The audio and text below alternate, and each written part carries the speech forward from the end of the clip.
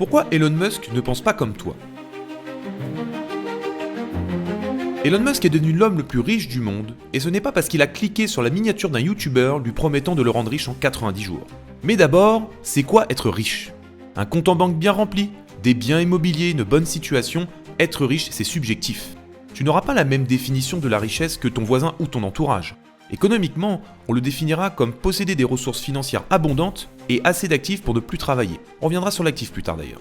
Mais psychologiquement, c'est plutôt penser investissement que consommation. Pour illustrer cette définition, imagine-toi cette scène. Tu regardes une belle maison dans la rue. Que te dis-tu? Il a de la chance d'avoir ça? Ou comment a-t-il fait pour se la payer? Combien peut-elle rapporter?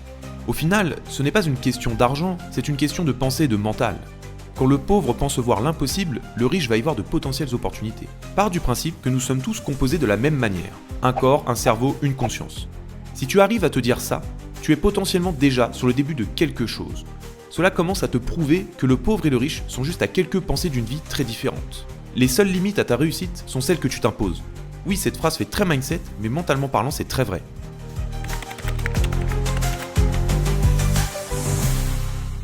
Pour comprendre cette manière de penser, commençons par le début.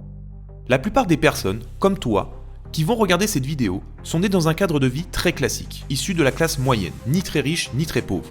Tu grandis avec des parents qui font ce qu'ils pensent être le mieux pour toi, travailler, économiser, assurer une sécurité financière. Et rien que regarder la façon de vivre de nos parents va déjà nous influencer.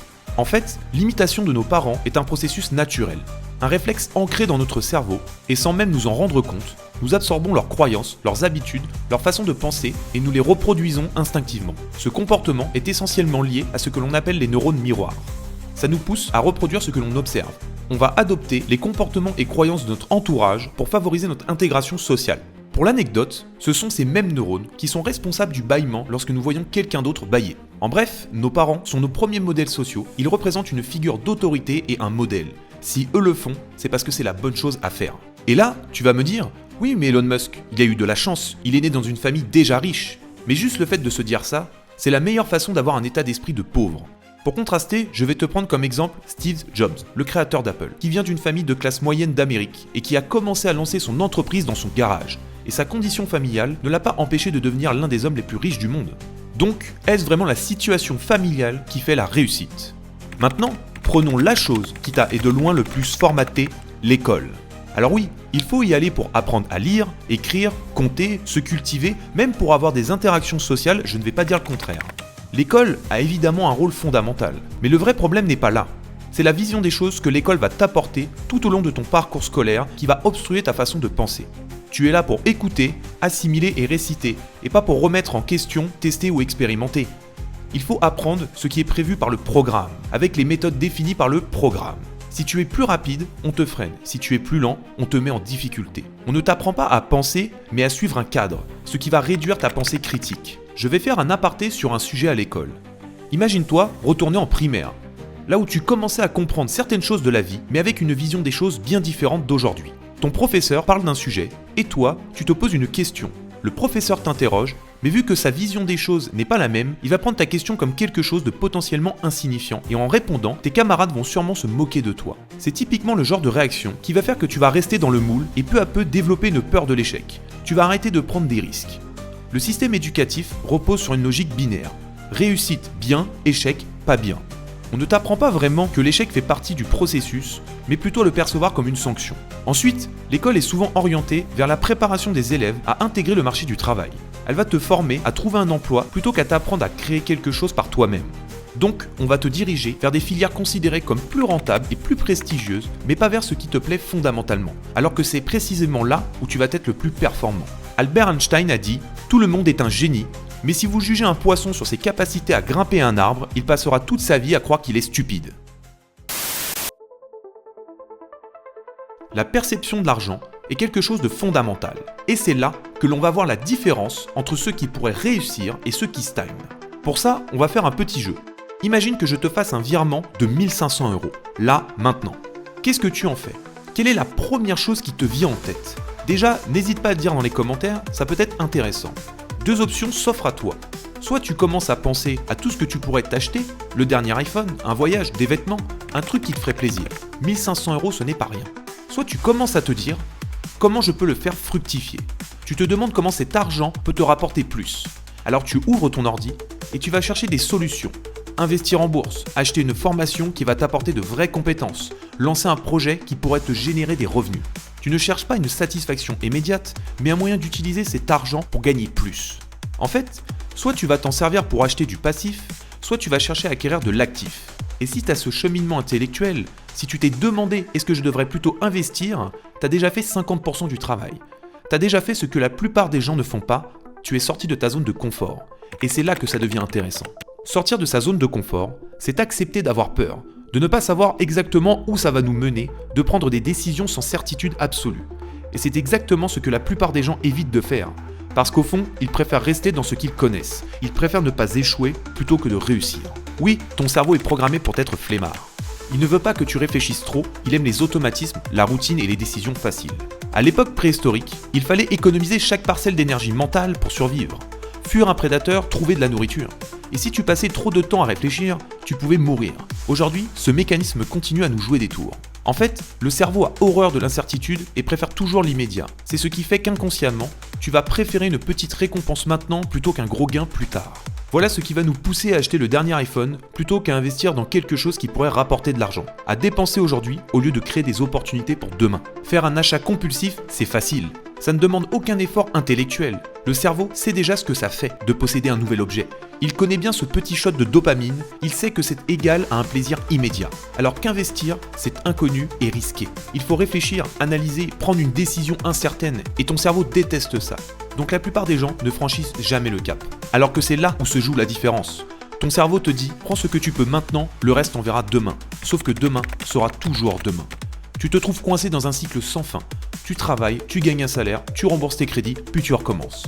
Ceux qui réussissent ne tombent pas dans ce piège, parce qu'ils ont appris à penser différemment. Ils voient l'argent comme un levier plutôt qu'une fin en soi. Pour illustrer mon propos, est-ce que tu connais le test de la guimauve ? Eh bien, on place un enfant devant une guimauve et on lui dit « Tu peux la manger tout de suite, mais si tu attends 15 minutes avant de la manger, tu en auras une deuxième. » La majorité des enfants n'ont pas pu attendre. Ils ont cédé à leur impulsion sur le moment. D'ailleurs, les enfants qui ont réussi à patienter ont montré de bien meilleures réussites financières, scolaires et personnelles quand ils sont devenus adultes. Pourquoi je te raconte ça ? Pour te démontrer que ceux qui savent attendre pour une plus grande récompense plus tard auront toujours un avantage sur ceux qui veulent tout de suite. L'argent que tu reçois aujourd'hui peut valoir beaucoup plus demain si tu sais comment l'utiliser. Ça s'appelle l'effet multiplicateur. 1500 € bien placés aujourd'hui peut devenir 3000 puis 10 000 si on fait le choix de ne pas céder à notre impulsion immédiate. Ce qui explique aussi que réussir n'est pas une question d'argent et de salaire, mais une question de mentalité. Tu pourrais gagner 10 000 € par mois, si tu ne cherches pas à t'en servir correctement, tu resterais pauvre. Maintenant que tu as tout ça en tête, je te repose ma question de base. Qu'aurais-tu fait si je te donnais 1500 € maintenant, tout de suite ?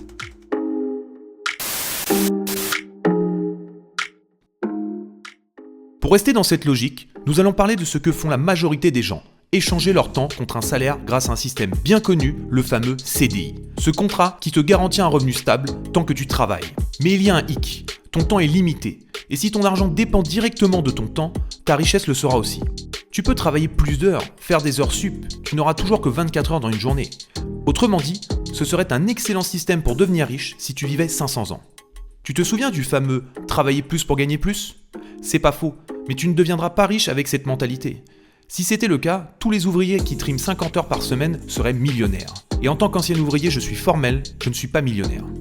Ça peut paraître injuste de prime abord, mais les riches ne sont pas payés pour le temps qu'ils passent à travailler, mais pour la valeur qu'ils créent. Pendant que tu échanges ton temps contre un salaire, ils construisent quelque chose qui leur apporte même en dormant. Et ce système fonctionne parce que ton cerveau aime ça. Tu as été inconsciemment programmé depuis ta tendre enfance pour chercher un salaire fixe, un emploi stable, un cadre rassurant. Ton cerveau va intuitivement préférer un salaire sûr de 2 000 € plutôt qu'une possibilité de gagner 20 000 € d'un coup avec une prise de risque. Ce n'est pas pour rien qu'Elon Musk ou Jeff Bezos ne sont pas payés autant travailler, ils sont payés pour leur impact. Ils créent de la valeur parce qu'ils ont compris un truc fondamental, ils ne travaillent pas pour l'argent, c'est l'argent qui travaille pour eux. Allez, rêvons un peu. Prenons cette vidéo YouTube et partons du principe qu'elle tape le million de vues, on y croit. Oublie pas de lâcher le petit like et de t'abonner pour les atteindre, ça serait vraiment cool. Eh bien, une fois postée, je n'aurai pas besoin de la refaire chaque jour. Elle existera toujours dans les méandres de YouTube et elle continuera à générer des vues, donc d'apporter de la valeur grâce à la publicité. C'est exactement ça la différence fondamentale entre un salarié et un entrepreneur. Tu n'es pas payé pour ton temps, mais pour ce que tu crées.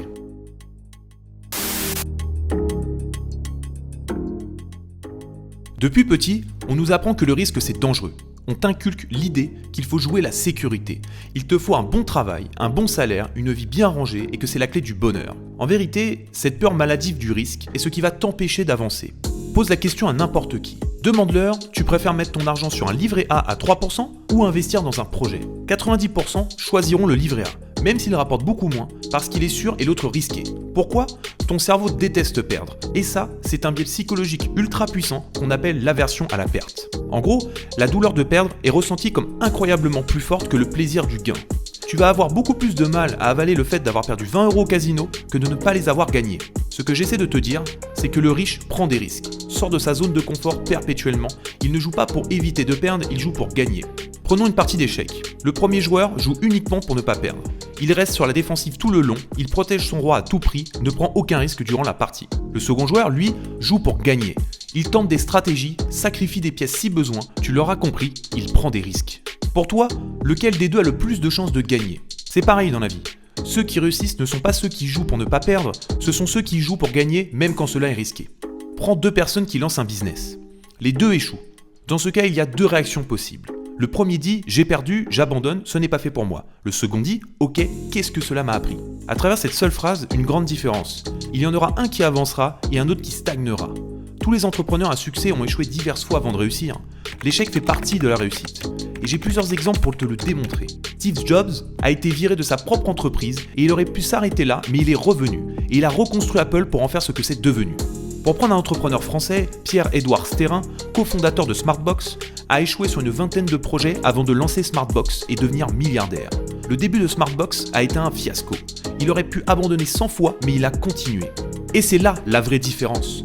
Le riche n'est pas un génie, il n'a pas la science infuse, n'est pas forcément un expert dans son domaine, mais il a le désir d'apprendre et d'entreprendre. C'est comme ça que tu avances dans n'importe quel projet. Il n'y a qu'à voir le fondateur de WhatsApp, John Koum, qui est passé de technicien de surface à créateur de l'une des applications de discussion les plus utilisées au monde pour la revendre à Facebook. Bref, tu ne dois pas laisser ta peur guider tes choix.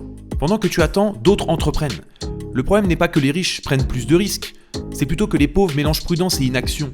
L'une des questions à se poser, ce n'est pas vais-je échouer, mais vais-je apprendre si ça ne marche pas ? Qu'est-ce que ça va m'apporter ? Bon, bien sûr, ce sera toujours mieux si ça marche, mais même si ça ne fonctionne pas, tu auras avancé, progressé, appris.